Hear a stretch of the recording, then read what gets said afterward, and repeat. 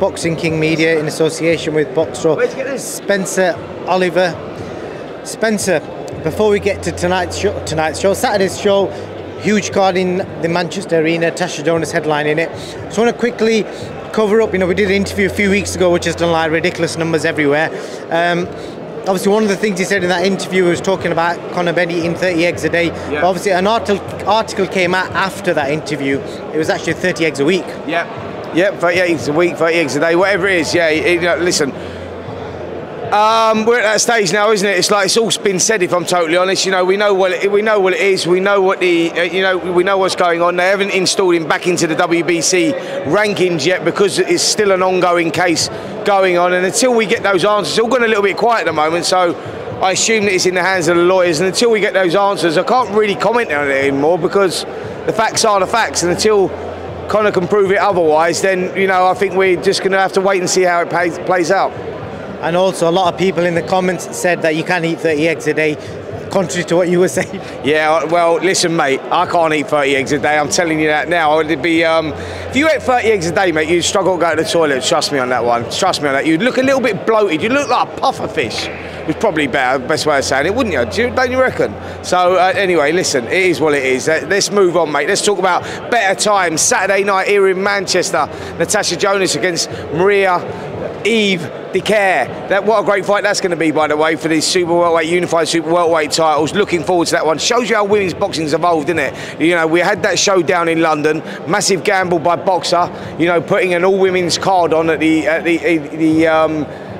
arena, at the O2 Arena. It was a massive, it was like I say, a massive gamble, and what a success it was. And then, fast forward a few weeks, and we're here in Manchester with Natasha Jonas topping the bill as well, with an unbelievable undercard as well. Dalton Smith defending his super lightweight British title is going to be a great fight as well. Definitely. And just quickly, I just wanted to get that egg bit out of the way, just for all the people that were making the comments. But Tasha Jonas, like you said there, brilliant introduction. Don't you think it's amazing when I remember a few years ago when she wasn't happy the way she was being dealt with by previous promoter.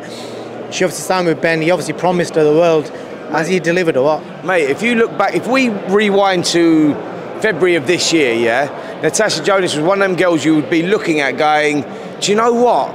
I think she's going to be one of those girls that doesn't win a world title. And what a travesty that would be, with pushing Katie Taylor as close as he pushed her, and that controversial draw against Terry Harper, back in was it 2020 or whenever it was. And you just looked at it and thought she might never get it here. And then all of a sudden, bang, out of nowhere, she gets an opportunity for the super welterweight title against Chris Nemes, and turns it around and turns her career around. And now she's in a unification fight here in Manchester against this young lady here next to me, and what a great fight it is, and you've got to respect Natasha for stepping up to the plate, because like I say, that Marie can really fight. She's decent, man. Only the one loss on her record, and that was against Clarissa Shields, and it looked wide on the scorecards, but if you actually watched the fight, it was a decent fight, really decent, and she was having her successes in the fight as well.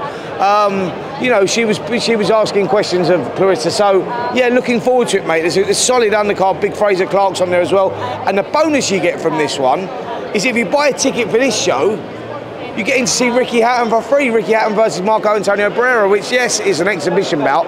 But how good's that going to be? Seeing the Hitman doing the ring walk again. Looks 10 years younger. He's lost loads of weight. Like, Barrera's come in great shape as well. I mean, it's going to be fantastic. As a spectacle, that's going to be brilliant, mate. To relive those days of the Hitman will be fantastic. So, yeah, I can't wait for it, man. Dylan Chima's on the bill here as well on Saturday night. He's a previous Boxer Series winner. Another massive opportunity for him. Looking forward to Brad Ray as well against Tyler Denny. That one could be fight of the night, actually, for the English title. Brad Ray, it's a coming of age fight for him, really. Tyler Denny's, he's been there, seen it, done it. Tough guy, southpaw, and he's really up for the opportunity. So yeah, it's a huge show on Saturday night. It really is, and a coming of age fight for a couple of guys and a massive platform for others. Definitely, you kind of flown through a lot of the fights there. I want to ask you about big man here, Fraser Clark. His opponent, Sakalowski. Obviously, me and you understand it because we know the game. But explain to the casual boxing fans why an Olympic bronze medalist, an elite amateur who's been around the game for a long time, for everyone, that has got to fight Sakalovsky, who's got 26 losses. Why is that a step up for somebody like that? Sakalovsky is one of those guys that grows in confidence. He boxed George Fox, who was a previously unbeaten kid last time, and George Fox was, he was being touted, like he comes from my gym actually, and I know how good George is. Sakalovsky grew in confidence. When he realises that he's got an opportunity, he'll take it. If you look down his record, which is not very impressive, but he's got some good wins on that record. And for Frazer Clarke, it's about development. You can't just jump in with these fights. You have to learn this game, man. You know what I mean? He's only been a pro a little while, and these sort of tests are good tests for him at this stage of his career. It'll teach him a lot on his path to hopefully world glory. Dalton Smith, it's to an outsider, it appears that Sky have gone in deep on this fight and won the purse bids because they want to make a statement and they want Dalton Smith because it's his last fight in his contract. Do you think they're making the right move by showing Dalton their intent? Absolutely. Listen, Casey Benjamin can fight, man. That's a serious fight, So Dalton, if he can do the job and do it in good style, then, he makes a massive statement, because he is highly touted as one of the best, if not the best prospects in the country. The kid can fight. He's done nothing wrong at all. But Casey Benjamin can fight as well. It's a really good fight, man. I'm looking forward to that. How do you think that's going to go? Because both guys are suggesting it's not going to go the distance. It ain't going to go the distance, that's for sure. Benjamin's boxed at the higher weight. He's coming down in weight for it. But I spoke to him yesterday in the hotel, and he is buzzing for it, man. Dalton Smith, though, I saw him training a couple of weeks ago. I went up to watch him training and watch him spar, and he's something special. I lean towards Smith on that one, if I'm totally honest. I think he's something special. Good stuff. I just want to talk to you about some other topics in boxing. I spoke to Eddie Hearn a couple of weeks ago, and I spoke to him about, obviously, the Zone losing out on 3 potential pay-per-views this year, 2 AJ fights, the Eubank Ben fight. That's a big hit business-wise. And I asked him, is there pressure on him in regards to the UK subscribers? And he said that KSI was basically bringing that many numbers in, so the business is good. Do you think there's a risk that the Zone could potentially just drop professional fighting and stick to influencer fighting? I don't think there will be. I think that Eddie's been doing a great job with DAZN, to be fair, with the shows that he's been putting on, but they're just not getting the numbers at the moment.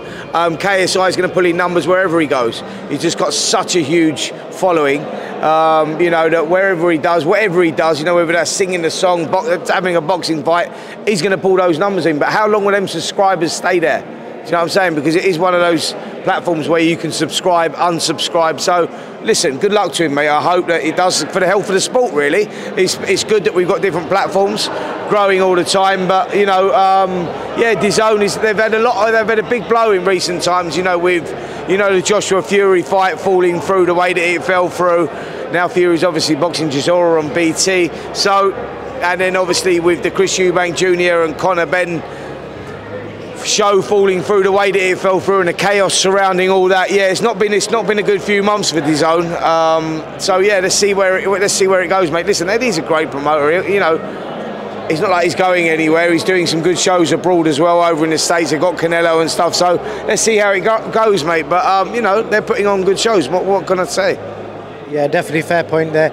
And True Geordie, I'm sure most boxing fans probably never heard of him up until a couple of weeks ago. I know him. So just briefly talking about the Tyson Fury interview before we move on to the next bit. Yeah. What did you make of that? Yeah, listen, I think True Geordie maybe trying to make a name for himself in the boxing world. He's big on the YouTubing side of things and that. And I thought his approach was a bit aggressive to Tyson Fury, and Fury's allowed him to do this interview, and he's gone straight in and talking about the caliber of opponent and rare, and he went too heavy for my liking. I think Fury, done what he'd done, but he couldn't turn the phone off in time, could he? And he looked a little bit. Do you know what I mean? But yeah, I weren't impressed with the interview, if I'm totally honest. I thought it was a pretty shit interview, if I'm totally honest. He then went on to kind of have a go at the boxing media, saying that we don't ask enough pressing questions. Yeah, and then he's just trying to make a name for himself in the boxing world. Like I say, stick to what you're best at, mate. Doing your little YouTube stuff and that. Just leave it there. And then obviously following on from that, you've heard of Andrew Tate? Yeah, of course. Yeah. Okay, so I don't know if you saw the video where Andrew Tate, who recently confirmed that he's become a Muslim, and True Geordie said comments along the lines of that he felt like he needed to blow himself up to prove he was a Muslim. Obviously, he's took a massive backlash, so he's basically gone from a hero to a zero in a matter of days. Yeah, because of, you know, the comments that he's making. You know what I mean? He's like, you shouldn't start jumping into all that religious stuff. Like, where is he placed to be talking about stuff like that? Do you know what I mean? Like, who do you think you are, mate? Like, you know, there's no need for it. You know, we don't live in that world, mate. Like, there's no need for them sort of comments. Yeah, I think that. Yeah, he's not had a good few weeks either, has he, True Geordie? Because he's sort of he stepped out of his lane. Is probably the best way of saying it, mate. If I'm totally honest. He's lost a Gymshark deal, some casino deal, so it shows you how ruthless this sport is. Not sport in general, just the way your life can turn upside down. It's got to be the way that you've got to conduct yourself in the right manner. And I get what it is, and I know what that YouTube thing is and everything else, and I understand that and all that, but don't overstep the line, mate. Like, you know, we live in a very political world.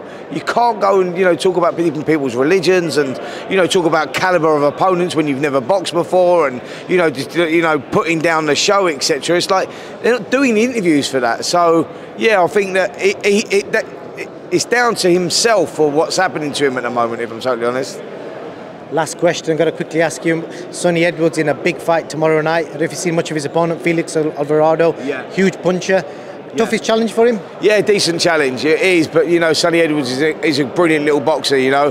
He utilises the ring very well. He moves from side to side. And, yeah, his opponent is a big puncher, but Edwards is he's tough to pin down, man, and he's got an engine on him as well. Good head movement, you know, good hand-eye coordination, puts shots together well, you know, controls the space very well. So I expect Sonny Edwards to win a wide punch decision. Spence, as always, appreciate your time. Thank you very much. As always, bro. Cheers.